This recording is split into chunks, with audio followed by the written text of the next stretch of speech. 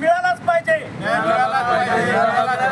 सामान्य माणसाला न्याय मिळालाच पाहिजे, सामान्य माणसाला न्याय मिळालाच पाहिजे, आमच्या मागण्या मान्य झाल्या पाहिजे, आमच्या मागण्या मान्य झाल्या पाहिजे. छत्रपती संभाजीनगरला येऊन विभागीय आयुक्त कार्यालयासमोर एक दिवसीय धरणे आंदोलनासाठी बसले. काय मागणी? प्रथमतः माझं नाव प्राध्यापक शिवाजी अडके लातूर. प्रथमतः आपल्या चॅनलच्या माध्यमातून हे सांगू इच्छितो सर की लातूर शहर आणि लातूर शहराच्या अनेक प्रॉब्लेम, असंख्य समस्यांनी ग्रासलेला लातूर जिल्हा आणि त्यातला सर्वात मोठा प्रॉब्लेम असा आहे सर, लातूर जहिराबाद हा जो महामार्ग आहे तो MSRDCच्या अंतर्गत कन्स्ट्रक्शन झालेला आहे, बरोबर. तर असंख्य विस्कळीत हा मार्ग, त्या मार्गाचं कन्स्ट्रक्शन प्रॉपर झालेलं नाही आहे. ज्या कॉन्ट्रॅक्टरला ती काम वर्ग करण्यात आलं होतं त्या कॉन्ट्रॅक्टरनी त्या कामाला न्याय देण्याचा कसलाही प्रयत्न त्या ठिकाणी केलेला नाही आहे. सर मी आपणास दाखवू शकतो की all of these are the defect part. आपण बघू शकता इमेजेसमध्ये, गुगल इमेजेस आहेत आणि काही दिवसापूर्वीच या काढलेल्या इमेजेस आहेत. याच्यामध्ये आपण पाहू शकता की अक्षम्य प्रकारच्या या नॅशनल हायवे, या MSRDCच्या अंतर्गत असलेल्या नॅशनल हायवेला भेगा पडलेल्या आहेत. रस्त्याची व्यवस्था आपण पाहू शकता.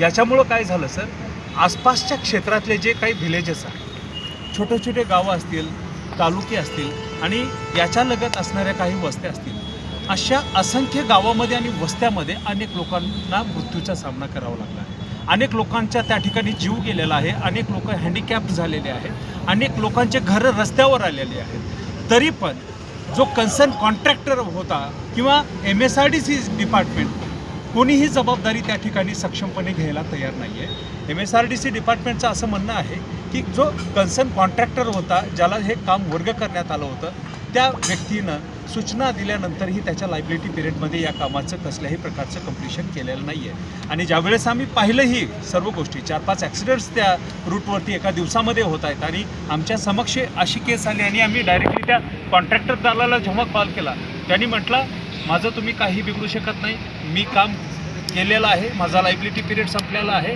तुम्ही आणि ते शासन MSRDC डिपार्टमेंट बघू. तर अशा प्रकारच्या गैरवर्तणूक प्रत्येक व्यक्तींसोबत त्या कॉन्ट्रॅक्टरनी केलेले आहे.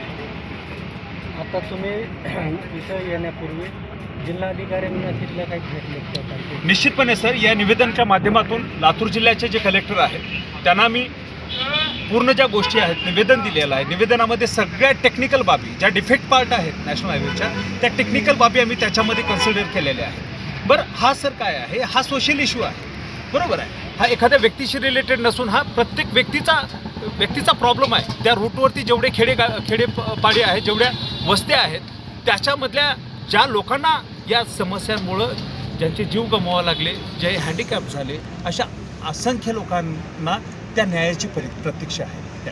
नाही, आता तुमच्याकडे लोकप्रतिनिधी आहे, तुम्ही आता लोकप्रतिनिधी, आता एवढं गंभीर प्रकार असताना लोकप्रतिनिधीचं लक्ष नाही केलं, निश्चितपणे लक्षात आणून दिली गेली. निश्चितपणे सर, आम्ही प्रत्येक लोकप्रतिनिधींना भेटलो आहे, त्यांच्यासोबत आम्ही मिटिंग्स करण्याचा प्रयत्न केला. त्यांना आम्ही निवेदनाच्याद्वारे आम्ही लेटर पण आमचे पाठवलेले आहेत.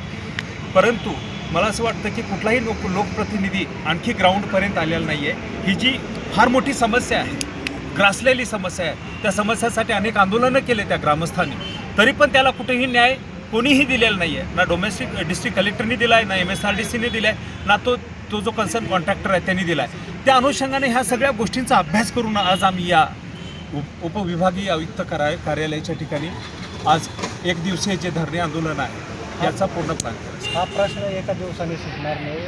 आता लाक्षणिक उपोषण केल्यानं, लाक्षणिक धरणे आंदोलन दिल्यानंतर पुढची भूमिका काय असणार आहे? सर, आज आम्ही सकाळपासून या ठिकाणी बसलो आहे. आम्हाला अशी एक्सपेक्टेशन होती की माननीय आयुक्त साहेब या ठिकाणी येतील किंवा आम्हाला तरी बोलवतील, जेणेकरून हा जो गंभीर मुद्दा आहे आज महाराष्ट्राच्या समोर, आदरणीय मुख्यमंत्री साहेबांना मी या ठिकाणी सांगू इच्छितो, एवढा गंभीर मुद्दा आज त्या गावाशिवारामधला प्रत्येक व्यक्ती मृत्यूशी झुंज देतं. कुठल्या तरी दवाखान्यात तो पडला असेल या सगळ्या डिफेक्शन्समुळं, कुणाचं तरी घर उजाडलं असेल, कुणाला तरी कायमचा अपंगत्व आला असेल, असे सगळे लोक न्यायाच्या प्रतीक्षेत आहेत.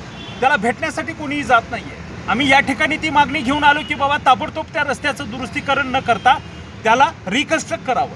कारण दुरुस्ती करून केल्यानंतर ते अजून 4 दिवसात खराब होणार आहे सर, बरोबर आहे. पण असं होऊन सुद्धा आत्तापर्यंत आम्ही या ठिकाणी बसलो, आम्हाला मधल्या साईडनं माननीय आयुक्त साहेबांकडून कसल्याही प्रकारचं आणखी बोलावून आलं नाही आहे, किंवा आमचा हा जो प्रश्न आहे आम्ही वर्ग केलेला आहे साहेबांकडे, त्याच्यावरती कशा पद्धतीने ते ॲक्शन घेतील याच्या प्रतीक्षेत आम्ही सगळे आहोत. आज नैसर्गिक पद्धतीने जे मुरुम उत्खनन होतं आहे, सरकारचा महसूल बुडतो, याच्याकडे कसं बघताय? सर, निश्चितपणे हा फार गंभीर प्रश्न आहे. प्रशासकीय स्तरावर जर विचार केला तर आताच आदरणीय विवेक भैया साळुंखे यांनी सांगितल्याप्रमाणे कोणीही प्रशासकीय अधिकारी या नैसर्गिक साधन संपत्तीकडे आणि त्याच्या ठेव्याकडे लक्ष देत नाही आहे. आज लातूर शहराचा जर विचार केला तर लातूर शहराच्या प्रत्येक तालुक्यामध्ये जे डोंगररांगा आहेत त्या कित्येक डोंगररांगा फोडल्या गेल्या. हा नैसर्गिक साधन संपत्तीचा वसा आपण जतन केला पाहिजे. ती जतन होताना दिसत नाही आहे. का दिसत नाही आहे? बऱ्याचशा अधिकाऱ्यांच्या संगनमतीनं अशा प्रकारच्या डोंगरांना फोडून मुरुमाचा अति उपसा केला जातो आणि त्याचा अपव्यय केला जातो, आणि आपण आपल्याच हाताने आपल्या नैसर्गिक साधन संपत्तीला संपत्तीचा विनाश करत आहोत सर. तर मला असं वाटतं की आदरणीय माननीय मुख्यमंत्री साहेब, त्या जिल्ह्याचे कलेक्टर, मला असं वाटतं या साधन संपत्तीच्या जतनाकडे सर्वात अधिक लक्ष देणं आपण गरजेचं आहे. सर, आज तुम्ही विभागीय आयुक्त कार्यालयासमोर एक दिवसीय धरणे आंदोलन सुरू केलं, म्हणजे बसले, काय सांगाल त्याबद्दल? मग आज धरणे आंदोलन बसण्याची आवश्यकता याच लोकांनी आहे. मुळात आम्ही आमच्या कलेक्टर साहेबांना भेटलं. कलेक्टर साहेबांना भेटून आम्ही निवेदन दिलं की आमची रस्त्याची मागणी आहे, आणि दुसरं आहे ते मुरुम उत्खनन, अवैधरित्या मुरुम उत्खनन. रस्त्याबद्दल सरांनी तर व्यवस्थित बोललेलं आहे. मोजे बेंगोली तालुका शिवानपाळ जिल्हा लातूर इथे छोटंसं खेडेगाव आहे. त्या गावामध्ये छोटंसं तलाव आहे, गावठाणं आहे, गायरान एरिया आहे. त्या गायरान एरियामध्ये अवैधरित्या मुरुम उत्खनन केलेलं आहे. एवढा मुरुम उत्खनन केला की त्याला सर्वे नंबर 118, 100, 119मधली परवानगी होती, पण मग गायरान जमिनीतला मुरुम उत्खनन त्या कॉन्ट्रॅक्टदारानं केलेलं आहे.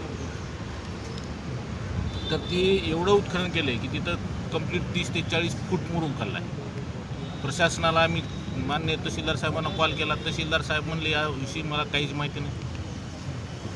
नायब तहसीलदारांना केला, त्यांना पण माहिती नाही. मंडळाधिकाऱ्यांना केला, त्यांना पण माहिती नाही. तलाट्यांना पण माहिती. त्यामुळे त्यांचं ते निवेदनसुद्धा आम्ही तहसीलदार साहेबांना दिलं, त्याच्यावर एक कुठलीही कारवाई केली नाही. जिल्हाधिकाऱ्यांना दिलं, त्याच्यावरही कारवाई केली नाही. शेवटी मग आयुक्त साहेबांना दिलं, आयुक्त साहेबांचं पण काही आलं नसल्यामुळं आज आम्ही धरणे आंदोलनाला बसलेलो. पुढची दिशा काय असेल?